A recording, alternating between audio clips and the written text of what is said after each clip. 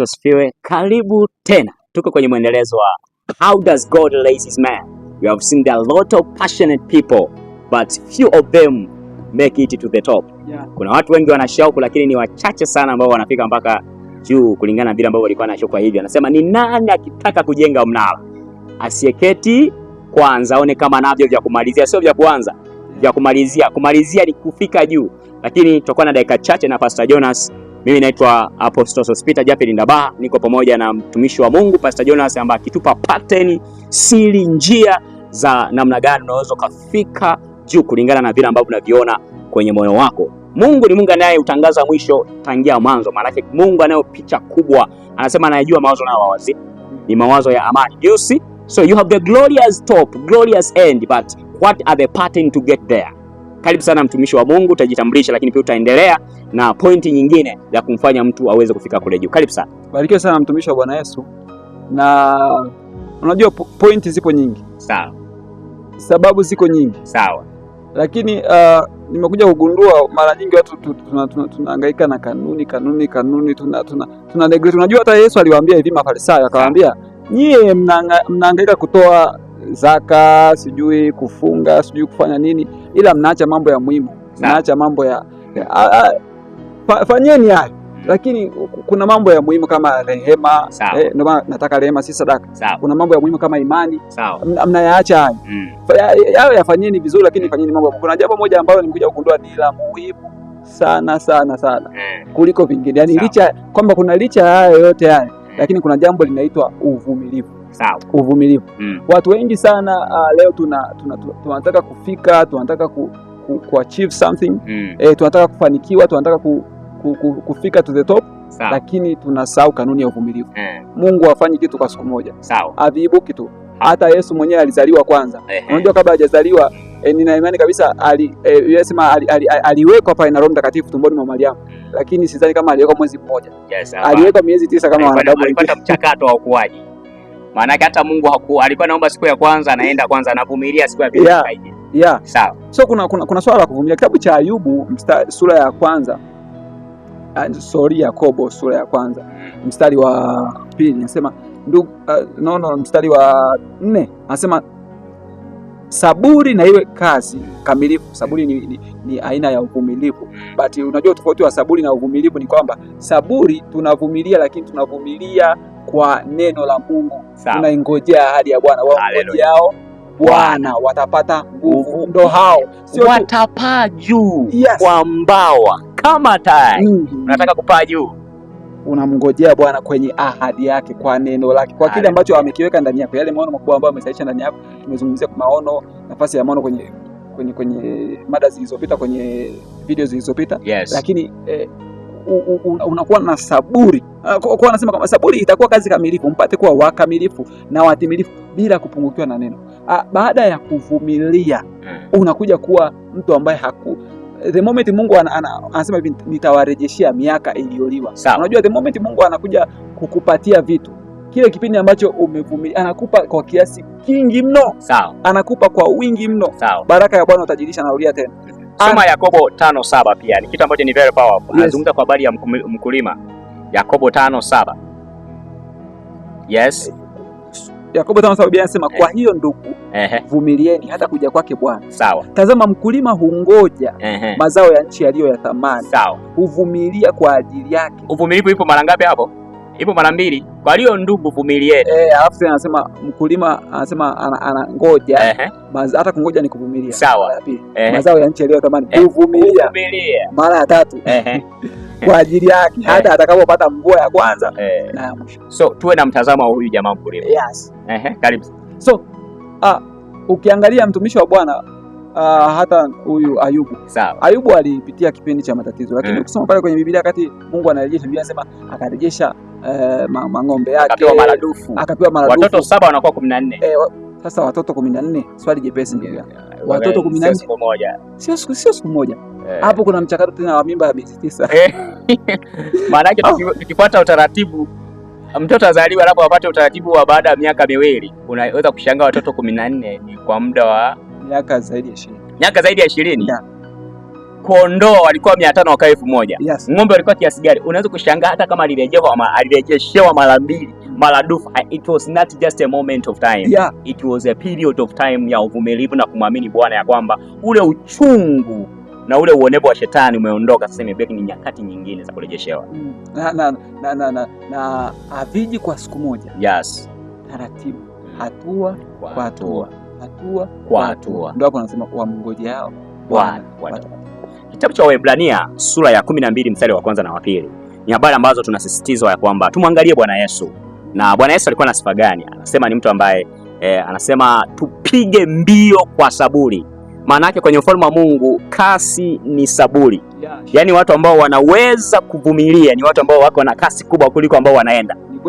Lakini pia mstari wa pili anazungumza jambo moja ya kwamba Bwana Yesu kwa ile furaha iliyowekwa mbele yake aliustahimili msalaba. He was able to tolerate. Alikuwa tayari kuvumilia. Kwa nini? Ipo furaha. Ndugu yangu, kuna furaha iko mbele yako. Kule juu pako kwa ajili yako. Anasema nyumbani mwa Baba yangu kuna makao mengi. Kama sivyo, Bwana Yesu sio Mswahili. Kama sivyo ningewaambia kwa kuna nafasi ya kwako pia, lakini kama uioni hiyo furaha iliyoko mbele yako, uwezo kustahimili msalaba na kuwa mvumilivu kwenye kipindi ambacho utakuwa unapita kwenye siku hizi ambazo unaziishi kama kijana au kama mtumishi wa Mungu. Mchungaji, umeongea jambo moja nimepata ufunuo hapa wa Roho Mtakatifu. Nilikuwa sijui, umesema kwamba kasi halisi kutoka kwenye hilo andiko lako, umesema kasi halisi ni ile ya kuvumilia. Yes. Ni ile ya kutali. Nikakumbuka kwamba Elia wakati anaomba mvua kuna mfalme Ahabu aliwahi akamtangulia kwa magari ya maji. Yes, gari la mfalme, farasi wa mfalme. Kwa hiyo kauli unasema kwamba mwenye kasi zaidi ni yule anayesubiri. Elia aliendelea kusubiri pale magotini mwa Bwana. Yes. Na mwisho wa siku wakati Mungu anamtoa pale, alienda kumpita yule mwenye gari. Yeye akiwa anakimbia. Biblia inasema hivyo. Yeye akiwa anakimbia akampita yule mwenye gari. Kwa sababu ina maana kumbe kasi halisi, mafanikio, ile speed ya juu kabisa ipo kwenye uvumilivu. Sawa. Ipo kwenye kukaa na Bwana. And that's the highest speed. Yes. Na nimejifunza, unajua kuvumilia au kusubiri sio swala la muda. Kuvumilia ni nini? Mbona unanishangaa? Kuvumilia it is until God commands you to do that thing. Okay. Ni mpaka pale Mungu akikwambia fanya ndipo utakapofanya. Yeah, sure. Kwa sio swala la muda. Anaweza kukwambia sasa hivi, anaweza kukwambia kesho, anaweza kukwambia kesho kutwa. Kwa hiyo watu ambao walikuwa naelewa siri ya uvumilivu, ni Ibrahim. Ibrahim anaambiwa utakuwa baba wa mataifa. Wewe sasa hivi unasema Mungu ni Mswahili. Anasema nitakuwa mchungaji wa kanisa la maelfu. Lakini he knew it was not the matter of me becoming the father of nation. Ni swala la sifanyi chochote isipokuwa Mungu amefanyaje? Ameamuru. Huko ndo kuvumilia, ndo kungoja. Na kuvumilia kuna grant nini? Kuvumilia kuna grant vitu kadhaa. Moja kitu ya kwanza ambayo una grant ni capacity, uwezo wa kuweza kubeba jambo hilo. Msingi unachukua muda mrefu sana kujengwa. Yeah, sure. Kuliko nini? Kuliko kote. I mean kama jengo lako ni kubwa utajikuta unawekeza zaidi kwenye, unajua wale wanaojenga magorofa makubwa yale skyscraper yale. Yes. Wanatumia muda mwingi sana huku chini ili sije likaanguka. Hii so ndio kitu ambacho Mungu, sasa watu wanashindwa kuelewa. Wanafikiri kipindi cha uvumilivu ni kipindi cha mateso. Ni kipindi ambacho Mungu anawaona. Ni kipindi ambacho Mungu anawatesa. No. Na namuona mtu mmoja yuko hapo. Daudi angefikiri hivyo ingekuwaje wakati ameenda pale Adulam pale kwenye lile pango lile Adulam. Kumbe kile kipindi na kile kipindi kinafundisha mambo mengi kwamba kumbuka Daudi ameenda pale anawindwa roho yake. Anateseka. Ameenda kujificha kule. Lakini kuna jambo la ajabu sana liko pale. Walikuja watu ambao wana madeni, Biblia inasema wana madeni, wana shida, wanamwendea Daudi awasaidie. Maana yake nini mchungaji? Maana yake ni kwamba hata kama tuna shida kiasi gani, hata kama kwenye hicho kipindi ambacho tunapitishwa na Mungu ni kigumu kiasi gani, you still kuna watu unaweza kuwasaidia. Sawa. Ndio Daudi kilichokuwa kinatokea. Yes. Kwa uvumilivu sio kipindi cha mateso, ni kipindi cha kuwasaidia watu, ni kipindi cha kuwajenga watu, ni kipindi cha kuwaimarisha watu kutokea kwenye yale ambayo unayapitia. Baadaye ukishawapata wale watu, wewe unakuwa mfalme wao. Okay? Yeah. Na unajua anasema aliye mwaminifu katika dogo hahitaji maombi ya kuaminiwa vikubwa, hahitaji maombi. Aliye mwaminifu katika dogo, and you know, uaminifu katika madogo ni uvumilivu, uwezo wa kuweza kutumia kile kidogo ulicho nacho kiweze kuwa kufanyaje kufika juu. Tujifunze kwa huyu jamaa mkulima. Anasema kwa hiyo ndugu zangu vumilieni, maana mkulima hungoja, huvumilia mvua mazao yake yapate mvua ya kwanza na ya ngapi. Kwa hiyo akienda kuvuna mazao ya janani. Kwa watu wengi wana abort destinies kwa sababu ya ukosefu wa uvumilivu, na wanahisi wanateswa, wanapitia magumu, wanashindwa kuenjoy wanachokipitia. Kwa nini? Wameipuuzia ile furaha wanayoiona mbele. Kwa uvumilivu ni tunda la Roho. Uvumilivu ni roho kabisa. Uvumilivu sio kwamba ni roho kabisa. Anasema tunda la Roho ni upendo, furaha. Uvumilivu ipo tena, sio ya mwisho. Ya mwisho sijui ni kiasi. Yes. Kwa maana yake ni very critical kwenye ufalme. Ni roho, yani moja kitu ambacho kinamfanya Mungu awe Mungu ni mvumilivu. Imagine asinge kuvumilia, wewe ungefika wapi? Kama Bwana So Mungu sio Mungu anayefanya vitu siku moja wala siku mbili, wala anaangalia fulfillment, ukamilifu wa hayo mambo, siku ya kwanza, ya pili, ya tatu. Anaendelea kusema mpaka siku ambayo akaona, aliendelea kusema inakuwa mpaka siku ambayo aliona vyote viko katika ukamilifu. Unachosema ni kweli mchungaji. Yes. Kwa sababu nilikuwa na imagine siku moja akili ya Mungu, yani kupitia Adamu, na unajua Mungu akufanya ile hizi wanazofanya hizi genetic za kurutubisha makuku yanatokea mengi. Mungu akufanya vitu kama hivyo. Yes. Yani mambo ya upandikizaji Mungu akufanya vitu kama hivyo ni kwa wawili tu. Dunia yote imeenea leo, tuko watu mabilioni. Mungu ni mvumilivu. Lakini pia nakumbuka kwenye historia ya kanisa kuna kipindi cha kanisa lilikuwa limelala sana zaidi ya miaka 100 na hakukuwa na habari za Roho Mtakatifu. Walipoondoka wale walipouliwa wale kina Petro akachinjwa, sijui kina nani, kanisa lilipoa pale. Ilipita zaidi hata miaka 400 pale imepita, ndio unakuja unashokea tena uamsho mwaka 1900. Wow. Sasa nilikuwa nawaza sana ina maana hichi kipindi chote hiki unajua Mungu anataka kuona uamsho, yeye ndo ana shida na hivyo vitu. Unajua kuna wakati tunampita Mungu, yani kuna mtu mmoja aliwahi kusema wamesifiwa kukimbia, wamepita kwao. Sawa. Wamepitiliza yani hapo. Kwa kuna wakati sisi tunakuwa tuna shauku kuliko Mungu. Yani unataka kuliko Mungu. Sasa mtoto hata kama awe na shauku ya kuja kuimpact dunia yake, hajafika miezi 9, bado na miezi 3 tumboni mwa mama yako. Tulia, wewe na utulie, tulia tumboni hapo. Sure. Tulia ule chakula kupitia nani? Tulia tumboni hapo. Usipambane, ukitoka ndani ya miezi 3 ni mimba imeharibika. Huwezi kusurvive hiyo oxygen ya dunia yetu hii.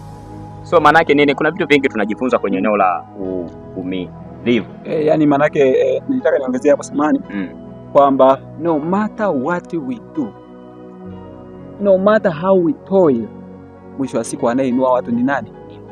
Na mwisho wa siku anasema na ikiwa mipango ambayo nimewapangia ni mipango mizuri. Yes. Kwa hana mipango mibaya. Lazima tukubali nafasi ya kuvumilia, kukaa chini, kuendelea kuongeza uwezo na kuliishi kusudi ambalo. Sawa. Uvumilivu unafanya nini? Kwanza kabisa uvumilivu utakuongezea wewe. Unawezaje kuwa mvumilivu? Wewe nianzie hapo. Unawezaje kuwa mvumilivu? Unakuwa mvumilivu kufikia total surrender and submission to what God has. Kujisalimisha kwa Bwana kikamilifu kabisa. Maana kama kuna jambo lipo, jisalimisha kwa Bwana. Sisi hatukufundishi haya uwe mtu ambaye unataka kufika juu ukawa wakala wa kuzimu, wakala wa giza. Tunataka uwe wakala wa ufalme wa nuru. Lakini pia unawezaje kuwa mvumilivu? Uwezo kuwa mvumilivu zaidi ya kiwango cha wivu wa Bwana uliobeba. Wote tunaoona ni walikuwa wavumilivu, waliweza kuipanda milima kama vile wanateremka. Ni kwa sababu wana wivu wa Bwana ndani yao. Mfalme mmoja akasema, fuatana nami uone wivu nilionao juu ya Bwana. Kuna mambo nayapitia lakini nina wivu juu ya Bwana nilionao. Bwana Yesu akasema, wivu wa Bwana umenila. Kiwango